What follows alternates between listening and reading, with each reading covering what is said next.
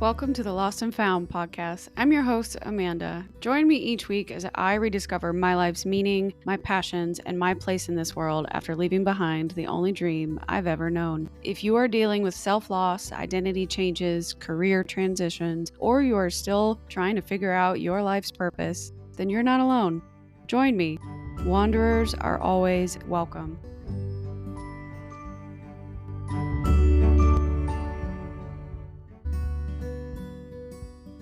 Hi everyone, welcome back to the Lost and Found. This is your host Amanda. Pardon me, I gotta scooch on in. We are fighting daylight right now, so Dirks and I are chilling. We have a drink. We're sitting down. He had water. I have a rum. It's been a really long week. So much going on, and I had that ambition of I'm gonna do more than one episode a week, and she's crazy. Why would she? Why? With a full-time job and a family here and pets and all the other responsibilities, me now trying to get involved in local government and local chamber and young business entrepreneur groups, and they have a local Dancing with the Stars where they actually raise money for school for people with learning disabilities and all kinds of stuff. And my ass said, you know what, we're gonna make multiple episodes a week. Well, you can't have growth if you don't get uncomfortable, right guys? That's right. The first part of your growth journey, the first part of your change journey is admitting that you're uncomfortable and things feel weird and it's wrong and it's off and it's odd and it's time to make a change. Well, I didn't necessarily feel wrong or off or odd to decide that I needed to challenge myself here in June, but I guess I just wanted to see what it would be like. And like our Monday mantra, this is the week or this is the day or this is the time where I'm going to stop breaking promises to myself. And so one of the promises I made to myself for this month was to make multiple episodes. So here we are. Post happy hour, post work, still have more work to do. So tonight's episode, I'm going to do my absolute best to not talk for an hour. But you kind of need to know how that goes. Like I start on a topic and then I don't think I actually have a whole lot to say. And then I end up having a whole hour of stuff to say.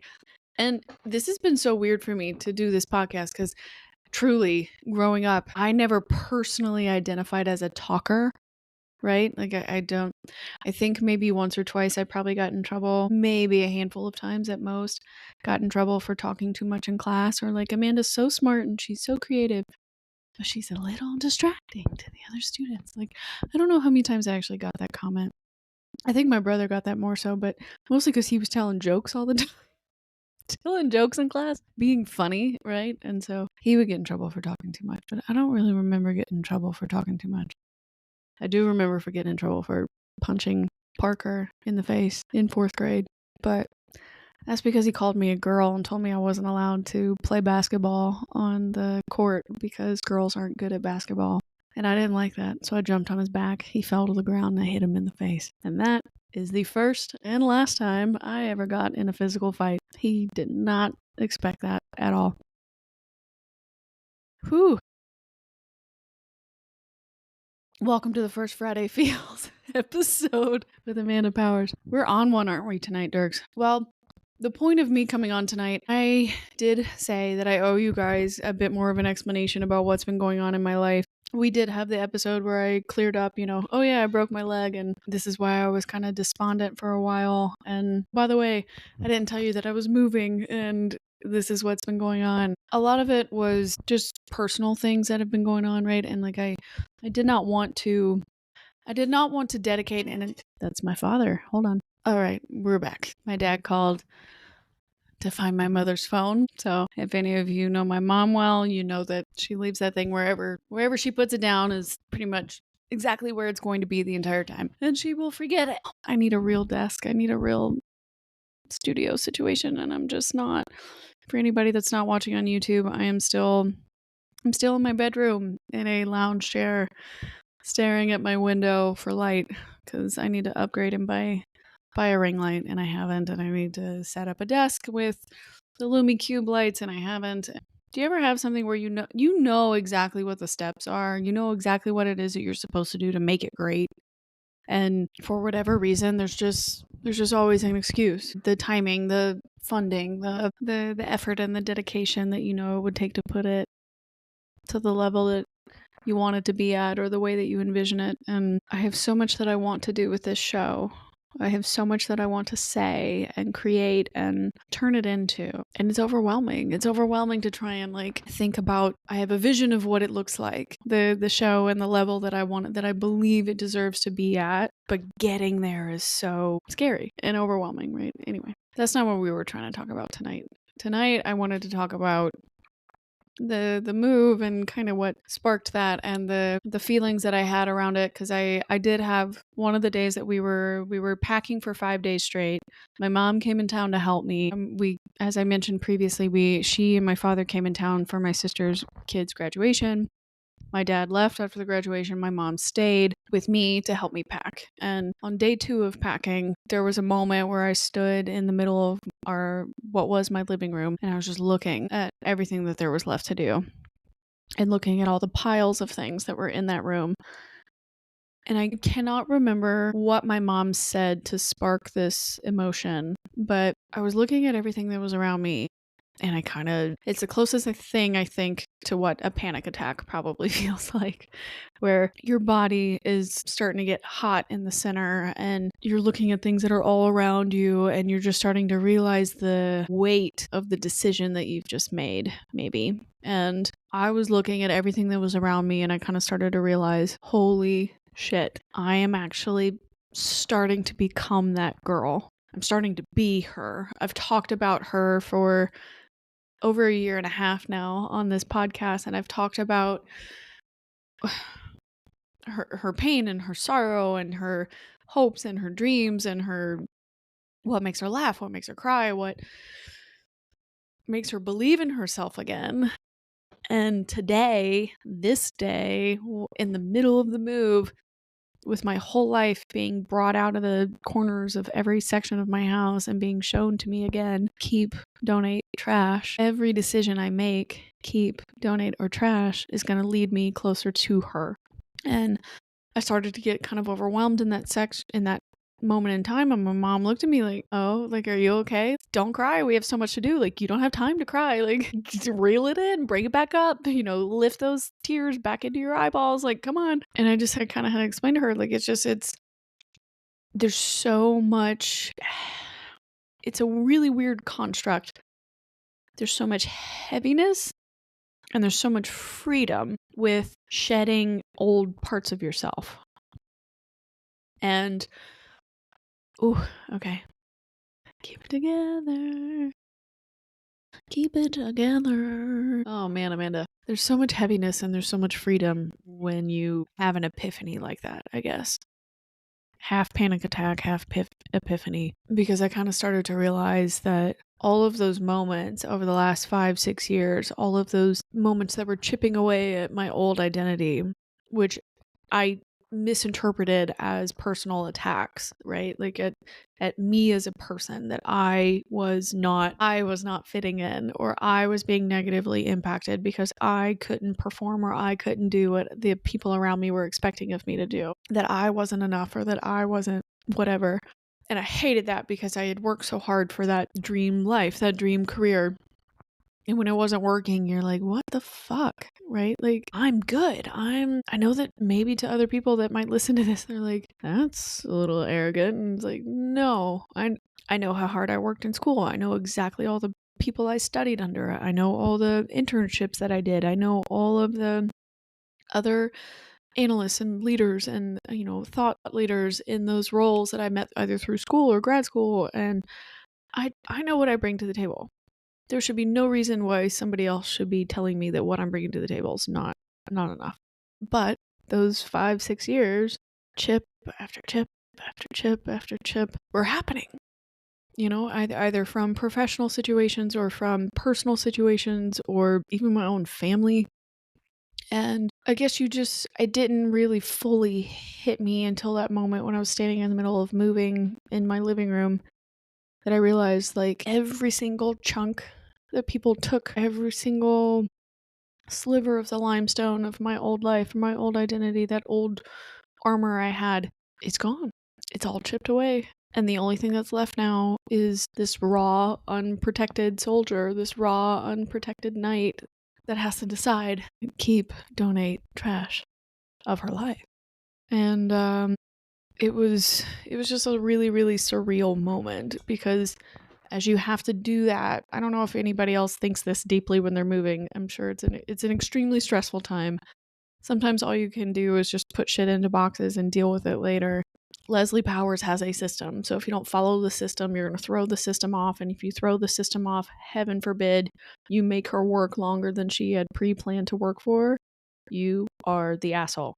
So I I was going through the motions with this thing, and it's really started to hit me like how heavy my last 6 years of my life had been, because I was getting chipped away at and shedding and starting over, chipped away at, shedding and starting over. And when I was faced with picking, keep, trash, donate, I had to look at every single piece of my life. The last 34 years of my life. Like, I had baby things in my house somehow that I didn't even realize I still had. All of my old journals as a little girl, photos from schools, yearbooks, like, God, so much stuff in my house. And as I started to have that little miniature panic attack in front of her, because all of this is happening in real time. Like, this interaction with my mom, let me explain, was maybe 5 minutes long, if that. And everything I'm explaining to you now are all the thoughts that ran through my head in those 5 minutes. And when I explained to her that it's overwhelming to see myself shedding so much, and it's heavy and overwhelming, but it's freeing at the same time to realize that all the things that I've been promising myself for the last, year and a half, almost 2 years, it's finally coming to fruition now. Like, there's no turning back. You've kept every promise to yourself since October of 2023, other than maybe eating better, but you have kept every single promise in terms of your personal growth. So this is it. You are becoming her. And so I had to go to my room and take a couple of minutes, one, to just get my shit back in order. But I wrote down what I was thinking. And if you're an avid listener, you know that I do this a lot, where I pre-write what I'm thinking, because in that exact moment when I'm thinking it, when I don't have time to record immediately, I write it down, because it's almost like something was speaking to me, speaking through me, and I have to write it down or else I'll forget it. And when I come back to those types of episodes, those are usually the most powerful ones. So I'm going to read that through with you again and just kind of explain whatever it is that I was feeling. But like, this episode's mostly about the move and trying to explain the whole the redemption feeling, and the leaning in hard to something that you truly believe in, and processing the emotions that come with that, right?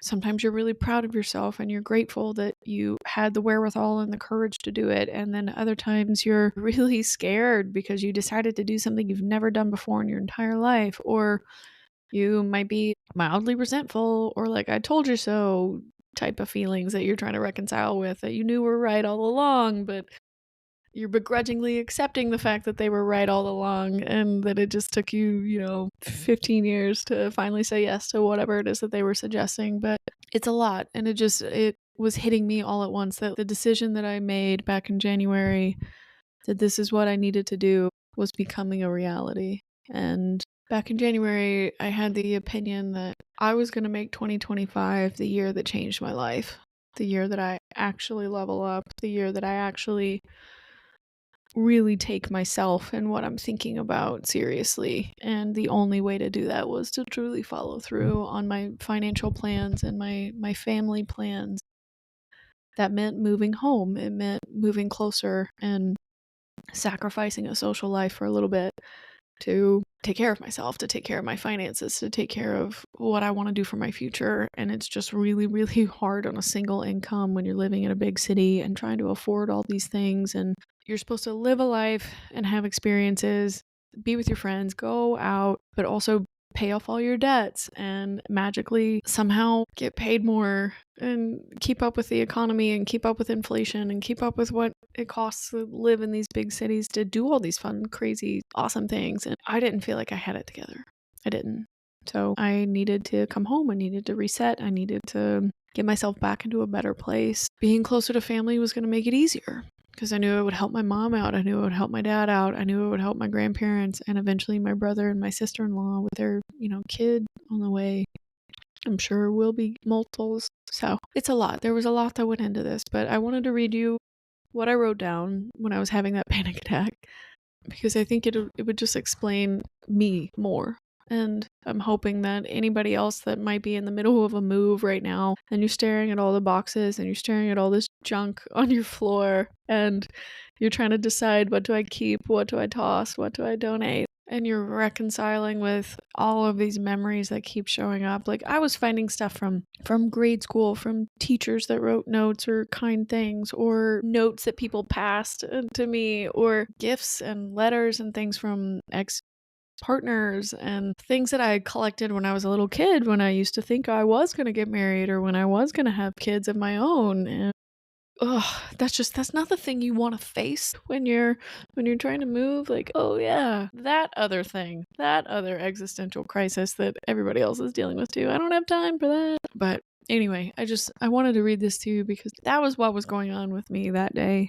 And I had a lot of people DM me and ask me, well, why are you moving? Where are you going? What are you doing? And I knew I needed to make an episode about this, but I'll read the journal entry, and I think that'll give clarity to anybody that's been sending me messages and DMs about it over and over again, because this is just another episode to explain that, like, nothing about your growth process is linear, and absolutely nothing about your growth process is going to advance if you don't reconcile with your past and you don't examine where you came from and you understand how you became the person that you are today, in order to become the person that you want to be tomorrow, the person you want to be in 5 years, 10 years, whatever this dream person does in your dream life. So I think there's a whole lot you can learn from your old self to inform your future self, but you have to be kind to your present self while they're doing all that work, because that is a lot of work to be the mediator between your old self and your future self.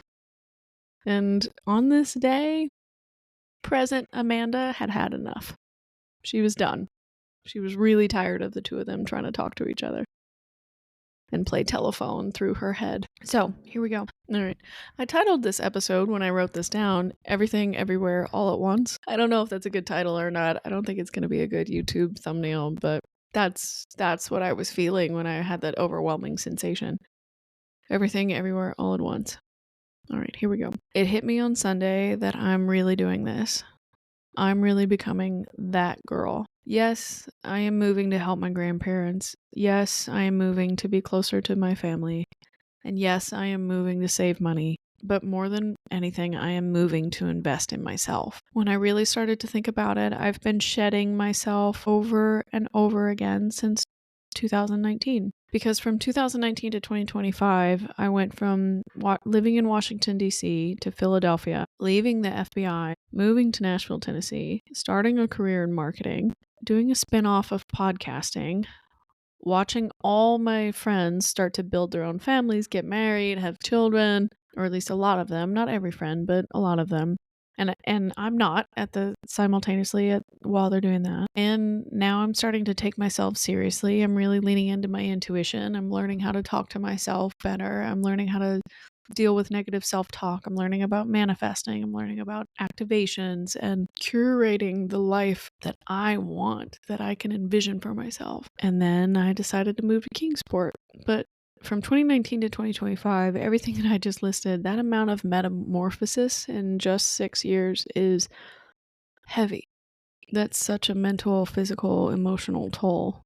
And I started to think, holy shit, what have I done? But I realized this is what people mean when they talk about becoming. This is what people mean when they say take a leap of faith. This is what they mean when they say you're building from the ground up with nothing but your own blood, sweat, and tears. I started this journey with a completely different identity, and now I'm jumping headfirst into a dream that I used to think was stupid. A dream that was only for famous people or rich people, that only influencers could have. These people with privileged access and media networks and wealthy spouses or investors, people who were allowed to be online. But it turns out that I can be that person too. I am my own investor. And that's terrifying. But since 2023, there's not been one day where I don't think about this. Every corner of my brain is spent on who I want to become and how I can finally embrace her after shutting her out for so long. And this shedding is overwhelming and cathartic, but I hope someday each and every one of the wanderers gets the opportunity to finally feel as free as I do. And that's it, everything everywhere all at once. I moved a lot. For those that may not know, I moved a lot. So my mom and I have done this multiple times because she had to move me to school to Ole Miss initially in 2009. And then I think it was 2011, I moved into a condo off campus. And then I graduated in 2013. Yeah, May of 2013. Moved back to Nashville for a few months and then put all my stuff in storage in Nashville, and I lived out of Baltimore as a base when I was working with FEMA Corps. Moved all over the country with FEMA Corps.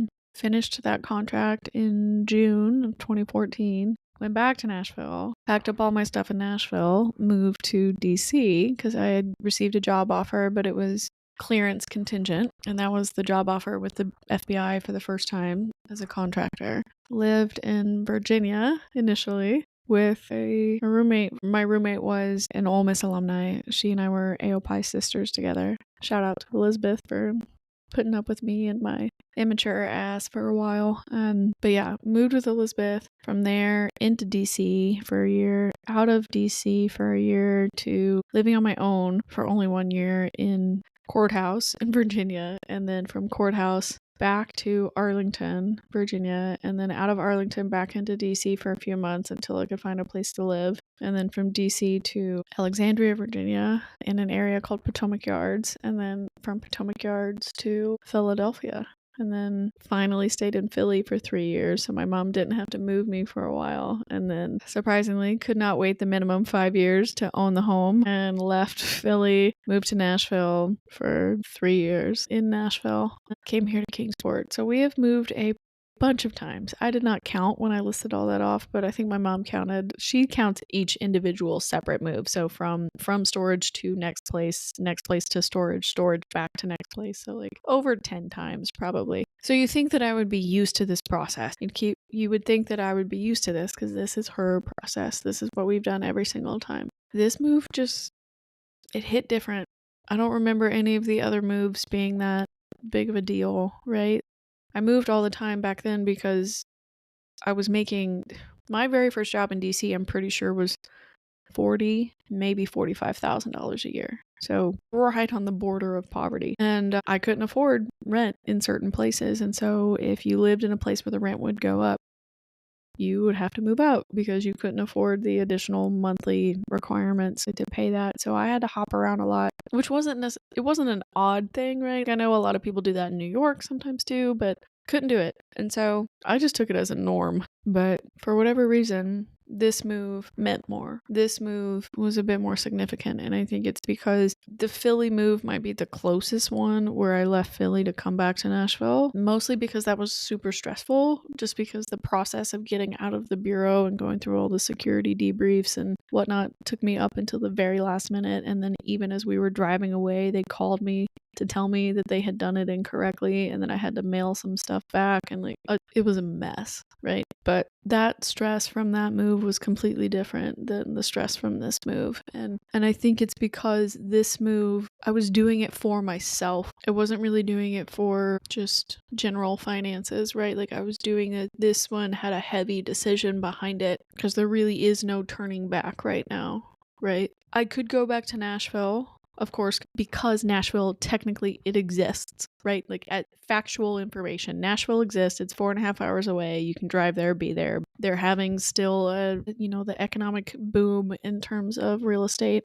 I could move back to Nashville, but the consequences of that, the finding a place that has a yard because of my dog, finding a place I can actually afford on the salary that I have, finding a place in a good neighborhood, all that kind of stuff, that's going to be damn near impossible now. So there is no turning back. Versus in DC, if I moved around and I didn't like Virginia versus Maryland versus DC versus whatever, you could always get around because there was nothing holding me back there. I didn't have any family to worry about. I didn't have a pet. I didn't if I had a roommate or didn't have a roommate, didn't really matter. Now it's extremely significant. So it's one of those where I think so many things were just kind of hitting me that this move matters more because you're doing it for real. You're doing it for reasons for yourself, to invest in yourself, to care about yourself, to improve yourself. This isn't just a move for financial ease. This is a move that's financially rerouting, not for ease, because you're just going to reroute into all the things that you want to invest in. So it's a move for growth this time, and that felt significant. And I don't know if any of you have ever done something like that or you felt that way. And I'm sorry, I know it's loud every time I shift my mic. I can't wait to buy a boom arm or something where I can just hang it and it sits in front of me and I can stop being a fidgety little lady. One day, guys, one day, I promise. I have so many dreams and so many things that I want to do with this, and better equipment and a better setup and a better professional studio setting. It's all part of it. It is. I promise. It'll happen. But that's really all I really wanted to get into today, was just that if you're curious about why I did what I did, why would you leave such a cool place? Like, Nashville's so neat. Like, there's so much going on. There's so much good food. There's so much good music. There's so many cool people. And it's kind of like, yeah, of course there are. There really are. But staying there wasn't progressing me in a way that outweighed valuing my time in other places. Does that make sense? Like, I don't know if a lot of you follow Sahil Bloom. He's an entrepreneur, investor, venture capitalist, financial expert, and he wrote a book about the 5 types of wealth. And he defines each of those 5 things and what they look like in your life and how to evaluate them. And that you can't, and explains essentially that yes, you can have all 5 versions of wealth throughout your life, but you may not end up having all 5 of them at once. And he kind of explains what those calculations look like. If you have huge wealth of time, but no wealth in your social life or your personal family life, no actual financial wealth, no actual physical wealth, then this is what your life would look like, and why, the pros and cons of each of those scenarios. And like, as you try your best to balance them out, that's how you get to like the perfect dream life, is when they're all equal and you have enough money to do whatever it is that you need to do to survive and live and enjoy yourself, but you're spending all your time with the people you care about, but you're doing a career that brings you joy and happiness and fulfillment, and your health is at its absolute peak. You're diving straight into longevity, all that kind of stuff. The dream life, that's the ultimate, where you can balance them all equally. But the truth is, you can't do that. And at some point, you have to reconcile, where do you want to invest yourself? Which types of wealth are you wanting to invest in? And I had to make a choice, and I chose family wealth. I chose time wealth. I don't know if he talks about mental health wealth, because I actually haven't read the book yet, but I do need to read the book. It's on my list. And he's also on the list as a dream guest. So you heard it here first. We're manifesting Sahil to come on the show. I left Nashville because I chose other types of wealth. I chose to be me somewhere else. I chose to care about me in different ways that I could not care about myself if I had stayed. And I hope that you guys can understand that and appreciate that, and just have sympathy for somebody that's still trying to figure it out and still trying to make the most out of this world and out of this life. And my intuition was telling me, like, you can have everything that you want, but in order to make that life, to build that creation, to get where you want to go, you have to shed more. And maybe that was one of the reasons why I was freaking out that day during the move. It was because my body was watching all of these things be torn up or tossed or shed or put into boxes or whatever. I just was having that visceral reaction of, oh my God, you're shedding even more. You're letting go even more. You've already been chipped away at and torn apart and broken down so many times. Can you really break down again? Can you really shed? How much is there left to give, Amanda? Really? And thank goodness my brain overtook that and overtook my body and told it, like, no, this is becoming. This is what people talk about when they say you are becoming. You're uncomfortable, you're hurting, you're scared, you're freaking out, you don't know what happened to you, you don't know where you're going, you don't know what's going to happen next. But that moment in your life where you're going, this is it. This is what people talk about when they mean this is this moment where I look back 10, 15, 20 years from now and I go, that moment is the day that my entire life changed. And you go, yeah, you're right. Today is the day where that kind of happens. That's what I was thinking about during the move. That's how I was feeling. That's what was going on. And that's really what I wanted to explain today. And I don't have much daylight left, and I've got to buy a ring light. Mine broke right before the move, for a couple weeks before the move, so I have just been holding my phone up to my face like an idiot. I'll buy all the equipment. I have it. I'm notorious for I will online shop, but I will just leave the carts open. So like my entire phone, when you go to my Safari and you open it and it goes 75 tabs, I just shop and it sits there for months and months and months, unless it's on or active, and then obviously I buy it. But that's because I'm also manifesting a dream line with him someday. I have an entire campaign planned out in my head. Go back into January of 2025 and go back and listen to the episodes with my mom. I explained that because we manifested and made vision boards together, and Honor Active is smack dab in the middle of my vision board, and kind of the athletes are spread out throughout the whole thing. I'm obsessed with that brand. I love it so much. Their mission, their drive, everything that they're creating to dominate the female athleisure fitness industry. I love it. I love it so much. Anyway, I digress. That's really what's been going on with me lately, and that's what I wanted to talk about today, was just that sometimes when you're shedding your old life and you're shedding pieces of yourself and you're letting your identity get chipped away at and chipped away at and chipped away at, what's left? Maybe that's the masterpiece. When you're finally free and when you're out from being under all that armor or that limestone or that marble that they carved you out of, maybe that's who you were all along. I don't know. But 2 weeks ago, I completely changed my life. 2 weeks ago, I completely changed my life. I either kept, tossed, or donated 30 plus years of my existence to take a step forward into my future. And I will remember that day for the rest of my life. And I know that all of you also have a moment that feels that way. And it's humbling and inspiring and terrifying. And I'm praying to God that Case Kenny is right, that someday you'll look back on that moment and you'll realize it was the best thing you ever did. I hope he's right. I want to believe he's right. He's also an amazing person to listen to and chat with. We chatted with him, I believe it was in early 2024, so go way back, like February, maybe late January of 2024. He's a really good episode. He also has his own podcast called New Mindset Who Dis. I admire him so much, and he's a great author. He's a great speaker, a great moderator. He does a lot of mindfulness and mindset conferences and keynote speaker opportunities and things like that. So he's just really, really cool. So down to earth and so kind. Check out his books. He's got a really cool one out called That's Bold of You. And he has a new one out right now called The Opposite of Settling, which is also a really good one. Definitely go and check that one out. I have it in my cart on on Amazon. Anyway, guys, I love you, mean it. I'm gonna go because now I have to finish this glass of rum and then edit this episode. But have a wonderful evening.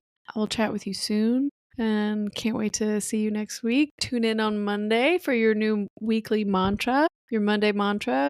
For anyone that wants to participate, we are taking questions, we are taking emails, we are taking DMs, we are taking anonymous messages for the Wanderer Wisdom Wednesdays or What Would a Wanderer Do Wednesday. I don't know what I'm going to lean. I don't know what I will lean into, but if you want any of your questions answered, you want me to talk to you directly about a problem or about something you've been thinking about, then tune in, write in, let me know what's going on with you in your world. If you need guidance or help interpreting the Wanderer's map, hit me up for Wednesday's episode and I just might read your question on air. So That's all I've got for you for this week and this episode. I hope all of you have the best day ever, best week ever. I don't know when you're listening to this, morning, evening, night. I hope it goes well for you. I hope you're having a great day. And if you're not having a great day, then I hope that this episode at least brought you some comfort and clarity and reassurance that absolutely nobody knows what they're doing. Absolutely nobody has anything figured out. And if they do, I bet you it mostly came from a whole lot of trial and error. Okay? So you're on the right path. You're going in the right direction. The thing is, you just have to keep showing up. Keep showing up. Listen to your gut. Lean into what it is that you want and you believe in for yourself. And it'll come to fruition. I know it will. Because I know it will for me. So it definitely has to for you too. But that's all I've got. Remember, wanderers are always welcome.